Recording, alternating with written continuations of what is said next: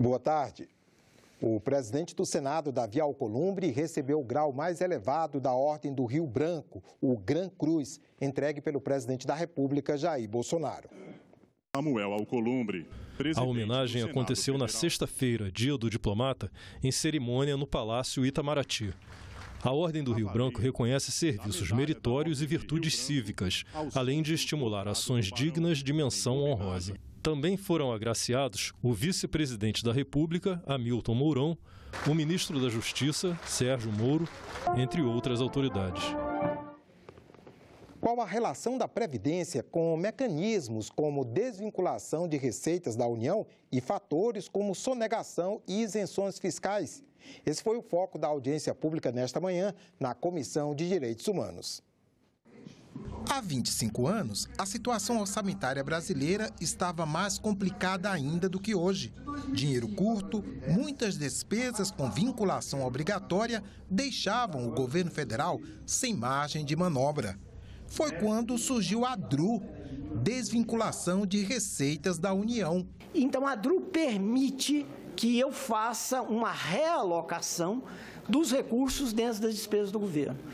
E é por isso que ela existe dentro das contribuições e das taxas. Com a DRU, o governo pega até mesmo dinheiro da Seguridade Social, sendo que esta é direito garantido pela Constituição. Nesse caso, pode-se falar em déficit na Previdência? A Previdência, por essas contas de contribuições sobre salários, ela é muito susceptível ao mercado de trabalho. A Previdência vai bem quando o mercado de trabalho vai bem. A Previdência vai mal quando o mercado de trabalho vai mal. O que importa não é a relação entre idosos e adultos. O que importa é entre ativos segurados, ativos, contribuintes e cobertos. Para o representante do Ministério da Economia, o déficit da Previdência é real. A DRU só responde por uma parte dele. E esse déficit da Seguridade Social, ele é maior do que a DRU tira. Hoje, para o senhor ter essa ideia, nós estamos com um déficit no 2018 da ordem de 309 bilhões e a DRU ela é da ordem de 110, 109 bilhões e 600 nos dados. Então, mesmo que a gente devolvesse totalmente a DRU, ainda haveria. Comparado a outros países, proporcionalmente, o Brasil contribui menos para a Seguridade Social e concede mais isenção fiscal a setores do mercado. Para alguns dos debatedores, não há previdência que aguente. Se você pega esses 100 bilhões adultos, se você pega os 150 de renúncia, se você pega, não vou pegar os 160 de sonegação, pega só 50, dá os 300. Dá aquilo que tem de déficit, que o governo diz ter. Poderíamos começar a falar ficar preocupados ou falar de déficit a partir do momento em que fosse exigido do Estado cobrir mais de 1/3 dos benefícios. Vale só lembrar, então, o Brasil paga muito menos de 1/3 e na OCDE, os números da OCDE, a participação estatal supera 45%. Vamos adotar padrão de renúncia mundial, vamos reduzir de 20 para 10, pronto. Eu acho que a gente já teria aí um valor bastante razoável, 284. Se tivéssemos em 10, seriam 140 bilhões de reais. É óbvio que isso não pode ser da noite para o dia. A crise na Venezuela é tema de audiência pública da Comissão de Relações Exteriores daqui a pouco, às 14h. A medida provisória que destina mais recursos ao acolhimento de venezuelanos está sendo criticada pelos parlamentares de Roraima, estado que recebe o maior fluxo de pessoas do país vizinho. A medida provisória editada na semana passada pelo governo abre um crédito extraordinário de quase 224 milhões de reais ao Ministério da Defesa para assistência emergencial e o acolhimento humanitário de refugiados do regime de Nicolás Maduro. Nos últimos dias, a crise na Venezuela se agravou. Conflitos nas ruas deixaram mortos e dezenas de feridos e aumentaram o fluxo de migrantes na fronteira com o Brasil. A entrada de cerca de 800 venezuelanos por dia em Roraima agravou também os problemas no estado. A Constituição brasileira permite que o governo abra crédito extraordinário por meio de medida provisória para atender situações imprevisíveis ou urgentes, como em situações de guerra ou calamidade pública. Essa é a primeira medida provisória do governo Jair Bolsonaro para ajudar no acolhimento a venezuelanos. No ano passado, 3 MPs editadas pelo ex-presidente Michel Temer destinaram recursos para essa assistência a imigrantes do país vizinho. Parlamentares do estado de Roraima, como o senador Messias de Jesus, têm criticado a destinação de recursos para atender venezuelanos, enquanto o estado passa por sérias dificuldades financeiras. Acredito que da mesma forma como o governo federal abriu 223 milhões de reais para o Exército cuidar dos venezuelanos que estão chegando lá para dar almoço, dar janta, da alimentação, da dormida, da cama para dormir, para tudo isso, também tem que abrir crédito para o governo do estado para melhorar as condições na saúde, comprar medicamentos, comprar equipamentos, contratar mais médicos, contratar mais professores, comprar merenda escolar, contratar transporte escolar, porque senão você está ajudando aqui os venezuelanos do lado e está atrapalhando o povo de Roraima do outro lado. É uma situação que, se não fizesse, ia ter crítica também. É uma forma até indireta de você auxiliar o estado onde eles estão indo, colocando suporte para poder atender na questão de moradia, alimentação, saúde, para que possa ter uma vida humana digna. A crise na Venezuela tem sido uma preocupação na Comissão de Relações Exteriores do Senado, que criou até uma subcomissão para acompanhar a situação no país.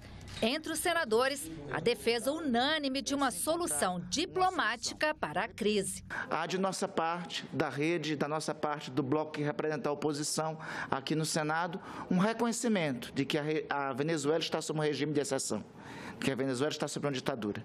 Há também uma afirmação de que o Brasil não pode ser porta-voz de nenhuma aventura bélica, de nenhuma aventura militar nesse país vizinho. A forma como o governo vem conduzindo essas tratativas de uma forma muito tranquila, pé no chão, a todo momento fazendo questão de mostrar que não tem nenhum interesse em qualquer tipo de conflito bélico, armado, militar. A solução não passa por aí. E, na medida do possível, dar ajuda humanitária, né, para aqueles que realmente não tem mais a quem recorrer, acabam vindo para cá, para o Brasil, num ato de desespero.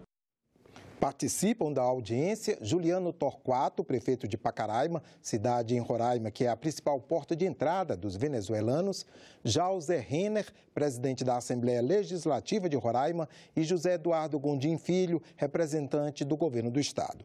A audiência vai ser realizada por uma subcomissão criada pela Comissão de Relações Exteriores para acompanhar a crise na Venezuela. Chegou ao Congresso a MP da Liberdade Econômica. O texto pretende reduzir a burocracia para a iniciativa privada e tem até setembro para ser aprovado. Assinada pelo presidente Jair Bolsonaro na última terça-feira, a medida provisória simplifica a vida de pequenos empreendedores. Uma novidade é que eles poderão desenvolver negócios de baixo risco sem depender de qualquer liberação, como alvará e licenciamento. As atividades de baixo risco são definidas por cada estado e município. Uma costureira, por exemplo, se ela for fazer esse empreendimento dentro da própria propriedade particular dela, ela nem precisa mais pedir alvará de funcionamento. Ela vai e simplesmente passa a exercer sua atividade. A fiscalização será a posteriori, ou seja, se alguém denunciar, tiver algum tipo de atividade econômica indevida, aí o poder público pode fazer a fiscalização posterior. Na mesma linha, se uma empresa jovem fornecer um serviço ou produto novo para um grupo restrito, também não vai precisar de alvará ou licença. A medida foi feita pela Secretaria de Desburocratização, chefiada por Paulo Webel. Nós estamos cumprindo com aquilo que foi prometido, de tirar o Estado do cangote das empresas e das pessoas. A medida provisória de liberdade econômica visa restituir o poder do cidadão, do empreendedor, a crença na boa-fé das pessoas, no poder que o cidadão tem de cumprir com a lei. A medida também prevê liberdade de horário e dia para produzir, empregar e gerar renda, preços de serviços e produtos livremente definidos pelo mercado e efeito vinculante para decisões administrativas, ou seja, o que vale para um cidadão vai valer para todos, e digitalização. Todos os papéis poderão ser escaneados e descartados, de acordo com melhores práticas, o que vai diminuir os custos de empresas com armazenagem. Carlos Eduardo diz que a medida também faz mudanças no Código Civil, tentando dar uma diretriz nova em matéria contratual. Tenta dizer o seguinte: olha, senhor juiz, quando você for analisar contratos entre empresários ou até contrato entre particulares que não envolva propriamente consumidor, nada disso, olha, tente observar a função social sob uma ótica de que o Estado tem que ter uma intervenção mínima. Então é estabelecido um princípio chamado de princípio da intervenção mínima do Estado, para que o Estado não fique declarando abusiva cláusulas contratuais que são feitas entre particulares. Contribuintes que fizerem doações a projetos de pesquisa científica e tecnológica poderão ter dedução no imposto de renda, assim como funciona com as empresas. É o que prevê um projeto de lei na pauta da Comissão de Ciência e Tecnologia. O modelo é adotado nos principais países desenvolvidos. Doações a universidades financiam parte dos gastos com pesquisas científicas. As melhores universidades, que são as mais desejadas no mundo, elas têm programas de doação bastante fortes, né, que muitas vezes representam 30% a 40% do seu orçamento. Então, esse ano, para você ter ideia, as 3 grandes universidades norte-americanas, como Stanford, Harvard e Columbia, somadas tiveram mais de 3 bilhões de dólares em captação de fontes de doação. No Brasil, muita gente quer doar dinheiro para universidades, mas o receio do mau uso dos recursos e a burocracia são os principais motivos para não tomarem a iniciativa. Para incentivar a cultura no país, um projeto de lei em debate no Senado permite deduções de pessoas físicas no imposto de renda para quem fizer esse tipo de doação. Está na Constituição. É dever do Estado promover e incentivar o desenvolvimento científico, a pesquisa e a capacitação tecnológicas, tendo em vista o bem público e o progresso da ciência, tecnologia e inovação. O principal argumento do autor da proposta é que o crescimento tecnológico é fundamental para o desenvolvimento econômico e social. E esses investimentos, eles são regiamente aplicados. Com isso, resulta benefícios expressivos para a nossa sociedade, né? Então, eu diria que o projeto tem um escopo extremamente social, mas, acima de tudo, é no sentido de desenvolver essa capacidade, essa expertise dos nossos cientistas, que precisam tanto de recursos para as suas instituições. Nós somos hoje o 13º país em artigo científico. O que nós temos agora, o desafio, é transformar este conhecimento em geração de emprego, em produtos, em patente. Nós temos muito conhecimento, nós temos muita criatividade, o brasileiro é muito criativo. Agora, precisa de recursos, não dá para fazer educação de qualidade, pesquisa de qualidade só com discurso. Os melhores virologistas do mundo que estuda o vírus somos nós. Quando apareceu a chikungunya, todo mundo, os Estados Unidos, tudo que existe de estudos é nosso. Nós temos os recursos humanos e, sim, por que não deduzir do imposto de renda e investir na ciência e tecnologia? A cada real que você investir na capacidade cognitiva, na capacidade de trabalho das pessoas, você vai ganhar 10, 100 reais lá na frente. Segundo a proposta, os limites de dedução permitidos seriam os mesmos para gastos com educação do contribuinte e de seus dependentes, que hoje é de até R$ 3.561,50. Para o autor, as perdas de receita serão compensadas. Ora, a renúncia fiscal, mas que paralelamente, ela está investindo no incentivo a esses projetos de geração de grandes projetos de interesse nacional na área de ciência e tecnologia. Na opinião de alguns senadores, apesar de o projeto ser válido, é preciso ter cautela levando em consideração o contexto financeiro atual. Num contexto em que a soma das renúncias fiscais do governo federal já ultrapassa 330 bilhões de reais neste ano, e se somarmos estados e municípios, isso deve chegar em 550 bilhões, sem qualquer avaliação de custo-benefício, eu acho que é uma temeridade. Nós só precisamos olhar que o Brasil está sofrendo um ataque neste momento à nossa estrutura social, que se consolida a partir do sistema de seguridade.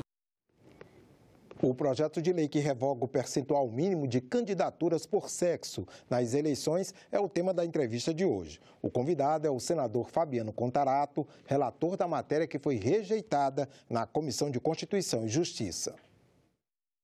O senhor diz no relatório, que agora é o parecer da comissão pela rejeição do projeto, que a iniciativa era inoportuna. Por quê? Bom, na verdade, quando a Constituição Federal, que é de 5 de outubro de 88, no artigo 5º, inciso 1º, ela estabelece que homens e mulheres são iguais em direitos e obrigações, isso é uma grande inverdade. Na verdade, hoje nós ainda temos uma sociedade discriminatória, preconceituosa, machista. Tanto é que dos 3 poderes, executivo, legislativo e judiciário, o único que nunca foi presidido por uma mulher foi o legislativo. Então, você vê uma desigualdade até no âmbito público, na igualdade de oportunidade de emprego, por exemplo. Para o concurso público, a mulher entra em pé de igualdade com o homem. Mas quando ela ingressa na carreira pública, através de concurso público, para ela alcançar os cargos, as promoções, há uma diferenciação. Você imagine isso na iniciativa privada. Né? A mulher já sofre esse preconceito, e eu lembro de um fator histórico que passou aqui pelo Congresso, quando as mulheres conquistaram o direito à licença maternidade. Foi um grande avanço, todo mundo bateu palma, ótimo, maravilhoso. O que as empresas começaram a fazer? Não contratar mulher. E aí nós tínhamos o quê? Ou exigia da mulher atestado de esterilidade ou negativo de estado gestacional. Ora, um fato moralmente reprovável, mas lícito, porque pelo princípio constitucional estabelecido no artigo 5º da Constituição, não há crime sem lei anterior que defina, não apenas sem prévia combinação legal. Então, nós tínhamos um fato moralmente reprovável, mas que não era definido como crime. Apenas anos depois é que veio uma lei e hoje é crime fazer esse tipo de exigência. Por que eu estou fazendo esse recorte? Porque é necessário a gente entender esse aspecto histórico. A primeira eleição no Brasil, vamos dizer assim, aconteceu em 1532. Então, os homens estão na frente da mulher no processo legislativo, eleitoral, há mais de 400 anos. A mulher só pôde ter direito ao voto em 1932. A mulher, quando ficava grávida e o suposto pai era casado, o Código Civil proibia que ela entrasse com ação de investigação de paternidade contra um homem casado. A mulher não podia usar o CPF. Isso eu não estou falando da época medieval, não. Eu estou falando agora. Até bem um passado recente, a mulher era 50 anos atrás? Pouco mais de 50 anos atrás. Então, quer dizer, a mulher era considerada semi-incapaz. Né? Então, aí você fala, homens e mulheres são iguais em direitos e obrigações. Isso é mentira. Então, esse projeto, eu fiz eu fui o relator dele com muita satisfação e longe de mim me colocar no lugar de fala da mulher, mas eu quero que as mulheres tenham em mim um aliado, porque para conseguir direitos no Brasil é a coisa mais difícil, mas para perder é muito fácil. E isso foi uma vitória das mulheres, uma vitória da população feminina. Por quê? Porque não adianta você ter na lei. Primeiro que a gente já começa com preconceito quando fala assim, eu vejo muito, às vezes até senadores, pessoas da população, às vezes meios de comunicação social, falando assim, a cota de 30% das mulheres. Não tem nada de 30% das mulheres. A lei ela é clara. Quando ela instituiu as cotas, ela falou, é 30% para um sexo e 70% para o outro. Nós podíamos ter, por exemplo, um partido, uma coligação com 70% de candidatas mulheres e 30% de homens. Mas até nisso nós carregamos esse preconceito de falar que os 30% é das mulheres. Então esse projeto vem justamente... porque toda a justificação da proposta se baseia no aumento, na necessidade de aumento da participação feminina na política, né? Perfeito. Tanto é que, se nós fizermos esse recorte histórico, apenas em maio de 2018 é que houve uma determinação via Supremo Tribunal Federal, através da ministra Rosa Weber, que determinou que houvesse o repasse de verba do fundo partidário para as campanhas das mulheres. O senhor faz um retrospecto no seu relatório, né? Em 1995 foi instituída 20%, mas os partidos consideraram facultativo. Justamente. Né? Em 97 passou para 30%, mas seguiu sendo facultativo. Só em 2009... É que ele foi obrigatório, mas não estabeleceu que era obrigatório passar o repasse. E aí foi demandado judicialmente, uma ação judicialmente no Supremo, e a ministra Rosa Weber, no ano passado, é que falou, não, tem que repassar. Então, só na última eleição que efetivamente a mulher conseguiu. Sem falar que é necessário... Conseguiu o financiamento para a campanha eleitoral. Das mulheres. Agora, a gente também tem que fazer um alerta aqui para os partidos, né? Não é só estimular a mulher na reta final. Na reta final. Você tem que ter políticas de sedução mesmo, de trazer a mulher para... E hoje, onde que eu vou, eu faço isso. Eu convoco as mulheres de bem a entrar no partido político. As mulheres são quase 52% da população brasileira composta por mulheres. Passou da hora da mulher ter essa representatividade. Isso que me fascina, quando você tem a possibilidade de ter uma visão diferenciada, porque... É como eu falei mesmo, não é se colocar no lugar de fala dela, porque só quem é mulher sabe o que está fazendo isso, né? Eu acho que também a paternidade me fez ter muito mais, um olhar mais, não sei se é humanizador, mas um olhar mais sensível para a mulher. Eu fui pai solteiro e da noite para o dia eu vivi com meu filho, nem 2 anos e 8 meses, que tinha feito necessidade, fralda, eu nunca tinha trocado uma fralda, nunca nada, e eu falei assim, meu Deus. E aí eu comecei a me colocar muito no lugar da mulher, né? As mulheres que não têm um plano de saúde, as mulheres que não têm uma oportunidade, as mulheres que não têm um emprego, né? Porque é muito fácil você falar que homens e mulheres são iguais de direitos e obrigações, mas vai ser mulher, vai entrar num partido político, vai tentar, e aí ser rotulada, né, como está sendo utilizado, como essa palavra que eu não gosto nem de utilizar, como laranjas. Será que isso por si só justifica nós retrocedermos? Não, acho que nós temos uma dívida eterna com as mulheres diante de tanta violação e que ainda há essas violações. Como nós temos uma dívida eterna com os índios, como nós temos uma dívida eterna com os negros. Então, eu com muita vontade, eu relatei esse projeto de lei contrário ao autor para determinar a manutenção do sistema. E não só isso, eu já de imediato apresentei um novo projeto falando que se depender de mim, a participação na próxima eleição das mulheres tem que ser 50%.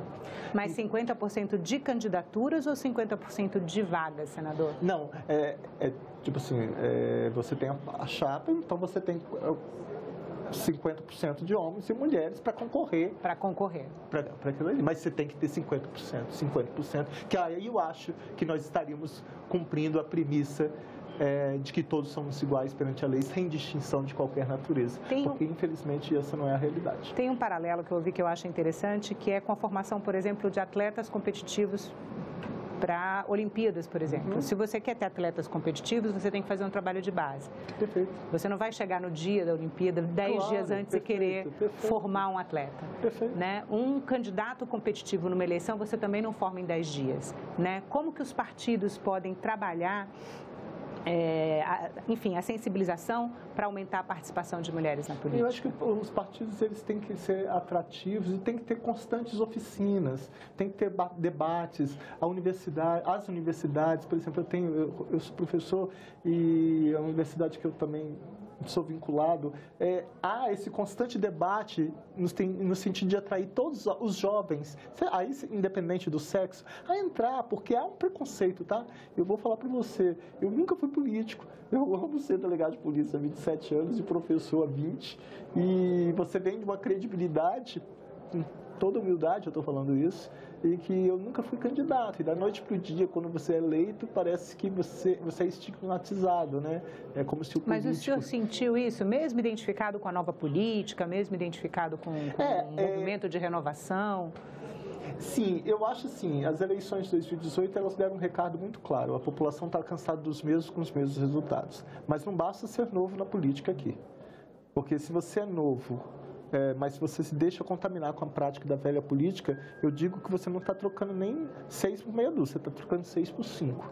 Então, é necessário que você venha novo com ideias novas, novo e não sendo articulado no sentido ruim da palavra, mas marcando a sua posição, tendo coragem. Se tiver que pedir visto de um projeto de lei, peça. Se tiver que fazer uma emenda, faça. Se tiver que pedir fazer um pedido de destaque num projeto de lei, faça, sendo mais participativo nas comissões. Então, eu acho que os partidos eles têm que fazer mais oficinas, tem que ter mais, tipo fundação. Eu não gosto do termo doutrinação, mas atrair, falando, olha, lugar da mulher é onde ela quiser.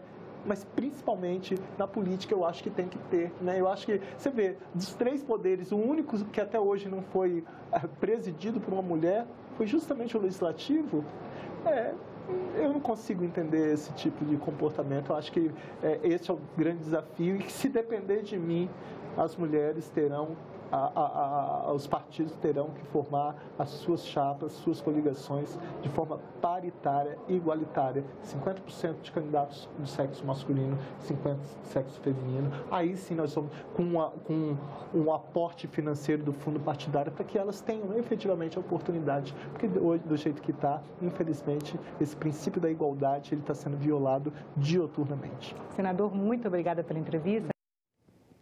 O Senado Notícias termina aqui. Para rever as reportagens desta edição, clique na nossa página na internet, senado.leg.br/tv. Obrigado pela companhia e até a próxima.